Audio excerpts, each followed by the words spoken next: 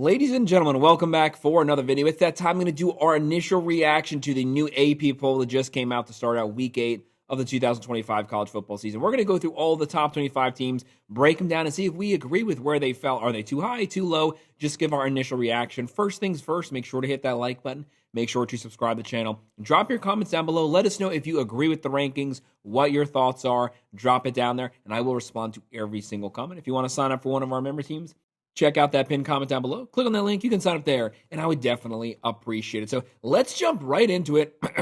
Sorry if my voice is a little off, guys. I am still recovering from being sick, but we'll get through it. Want to make sure to get this video up. The number one spot, of course, coming off of beating Illinois. Very convincing win. Still the number one defense in the entire country. Number one defense last year. Number one defense currently. The Buckeyes coming in here with 51st place votes. 6-0 record. They didn't move up. They didn't move down. There's nowhere else for them to go. You can't move them out of number one. They're the defending champs, and they continue to steam right along this season. What I want to see a little bit more from them with.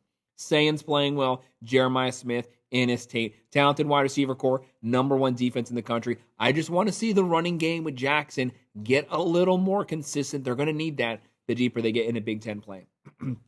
Coming in at number 2, we had the Miami Hurricanes getting 13 first-place votes. They just finished up their second bye week. How do they already have 2 bye weeks?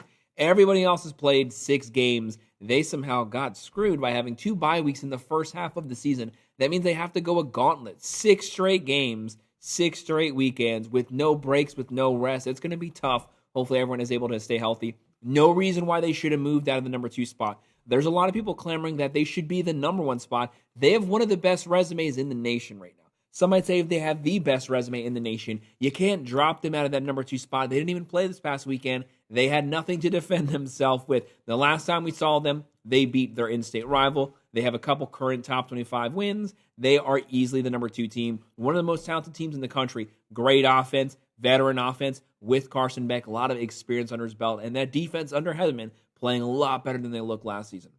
Coming in at number 3, this was one of our movers. We have Indiana basically taking the place of the Oregon Ducks. 6-0, moved up 4 spots. Massive convincing win. The final score doesn't give justification to how great Indiana played. This is the Fighting Signettis. All they do is win. Mendoza throwing the ball, running the ball. Only has 2 interceptions this entire season. He has like 17, 18 passing touchdowns. He also made a lot of first downs with his legs, scrambling, extending plays. Surratt, Hemby, talented offensive roster, but it's how they're built at the line of scrimmage on both sides of the ball. That defensive front 7, they're getting after it. Top 10 overall defense right now, top 10 offense as well. Solidifying themselves as a potential number 1 team, but also the biggest rival right now to the Buckeyes to get a Big Ten championship. Coming in at number 4, the Texas A&M Aggies, 6-0. They moved up 1 spot off that win over the Florida Gators. What was it, like 37-17, 34-17? Convincing win. Reed, Moss, Craver, who has like 25 yards per reception so far this season, in the top 5 for total receiving yards in the nation. They have a good defense, good offense. They were at home here. I want to see a little bit more from them. They haven't played bad so far this season. I just really haven't seen them, to me, in my personal opinion, fully stretch their legs. Do I think they are the number 4 team currently right now? No. Do I think they have the talent, the ability at 6-0 with only 6 games left to make the playoffs? Easy. They just have to win 4 of their remaining 6 games, and they will be in. A 10-2 team out of the SEC makes the playoffs. I don't think they're the number 4 overall team currently right now. Top 10, I'd say maybe 8-9 currently right now. But they did move up 1 spot. Coming in at number 5, the Ole Miss Rebels dropping down 1 spot. They're 6-0. They should honestly be very thankful they didn't drop further. They looked awful this past week, and I don't know if they got caught looking at the SEC schedule coming up, but they were not prepared at all for that game. Washington State almost beat them.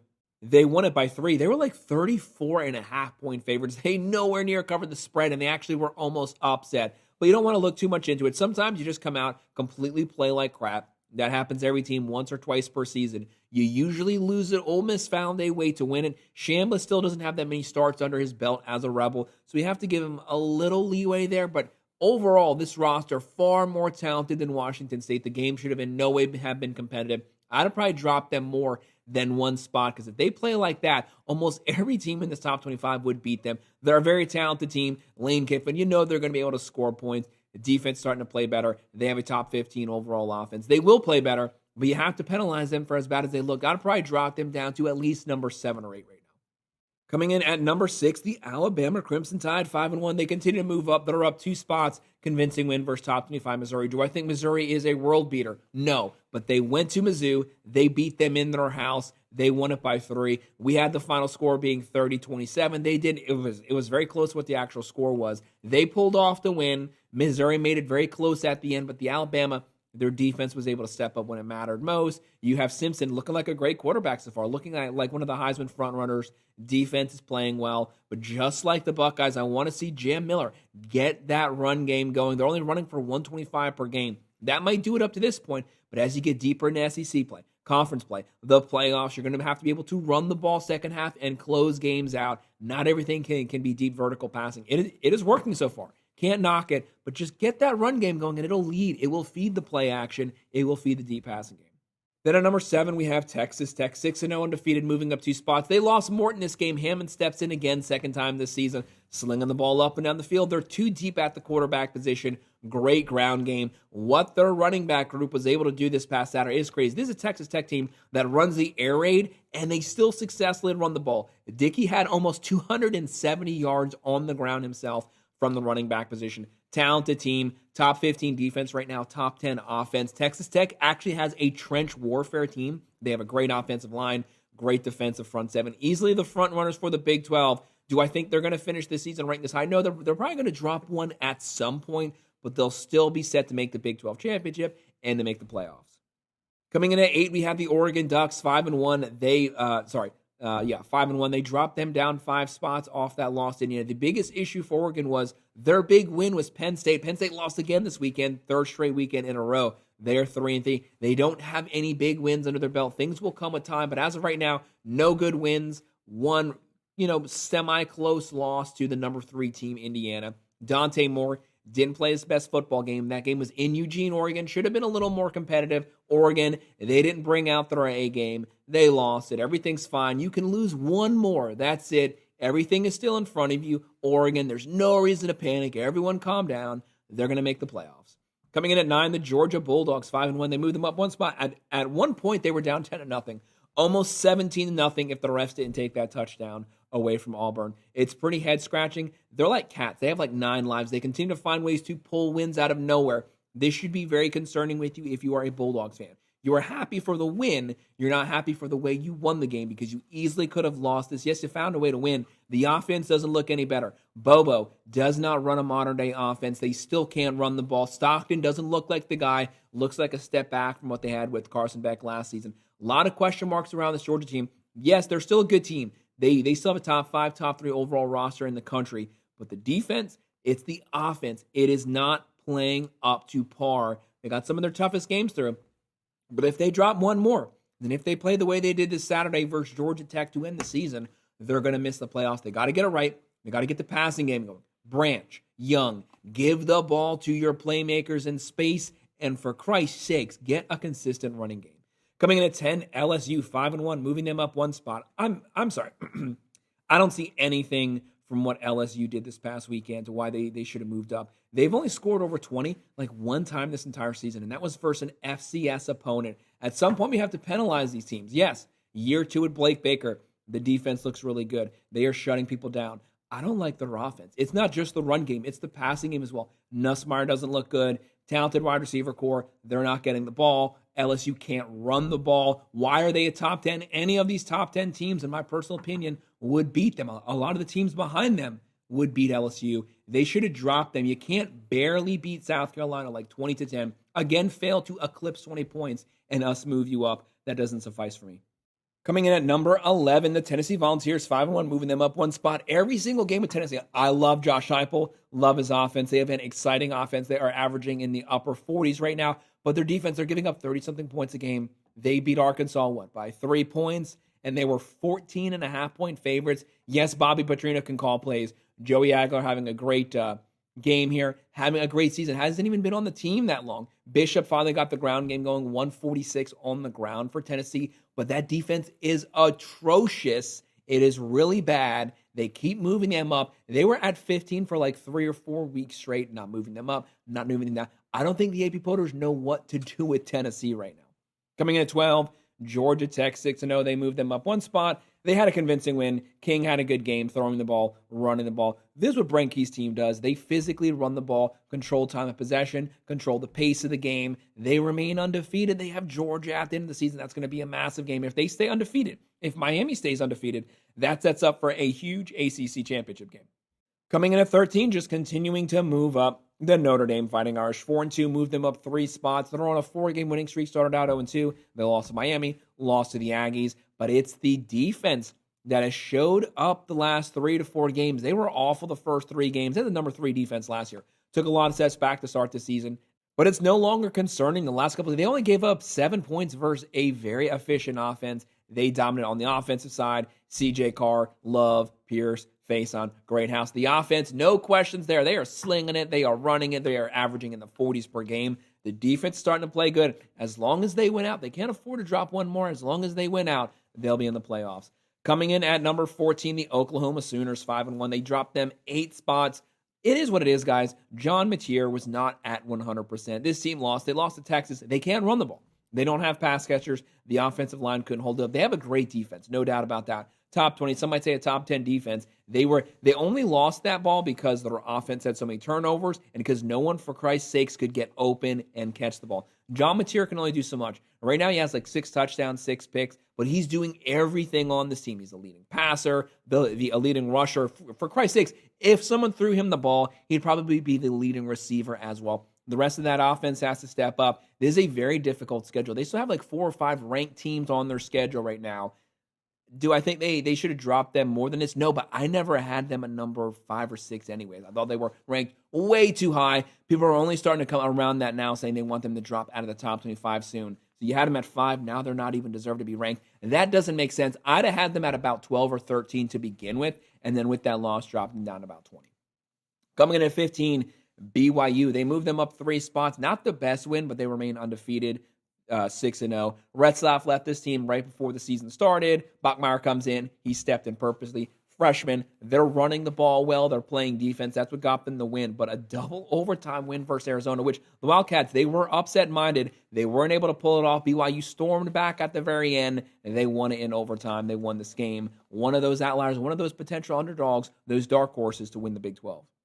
Coming in at 16, the Missouri Tigers, 5-1. They dropped them 2 spots. I'd have dropped them more. Would I have had them at number 14 anyways? No. Talented team, though. Great quarterback pay. You know Penn State would kill to have Prabula back. They had the leading SEC rusher. They were running the ball, throwing the ball, solid overall defense, but they hadn't played anyone up to that point of the game. I want to see some more from them. I'd have dropped them just a couple more spots. There's a lot of question marks about Mizzou that as the season goes along, because they have a very easy schedule, but give Drinkowitz some credit, give him props. Back-to-back 10-win seasons, very talented team. He builds his team. He coaches to the talent that's on his roster. You have to appreciate that. 17 on the bye week, Vanderbilt 5-1. They moved up 3 spots. I don't know why they moved up any spots, but it is what it is. They've beaten a bunch of garbage teams. They have a talented quarterback here, Pavia. He should be talented. He's been in college for like 25 seasons. They have a good defense. Supposedly, they've only played one team, and that was Bama, and Bama was able to beat them, but they did put up a fight. We're going to learn a lot more about this team in the coming week, especially coming up this weekend. Coming in at 18, Virginia Cavaliers, 5-1. They moved them up 1 spot. Obviously, their big claim to fame was they beat Florida State. That doesn't mean that much right now because Florida State's 3-3, but they're 5-1 in a Power 4 conference. Continue moving them up. Number 19, South Florida, 5-1. Moved them up 5 spots. This is one of those teams that's in the running right now to compete in the Power 5 and potentially a Power 5 spot at the Final 12 in the playoff. Very talented. Their lone loss was a loss to Miami. That's a good loss. That's the number 2 team in the country. They beat Florida in Gainesville. Talented team. Brown throwing the ball, running the ball. They have a multiple offense under Alex Golish. Defense playing well. Some people had North Texas pulling off the upset, but they were able to win it convincingly by like 29 points. Great win for them. And, between them and Memphis, it's going to get pretty interesting soon. Coming in at 20, welcome back to the top 25, the USC Trojans, 5-1. They weren't ranked before. They jump up in here.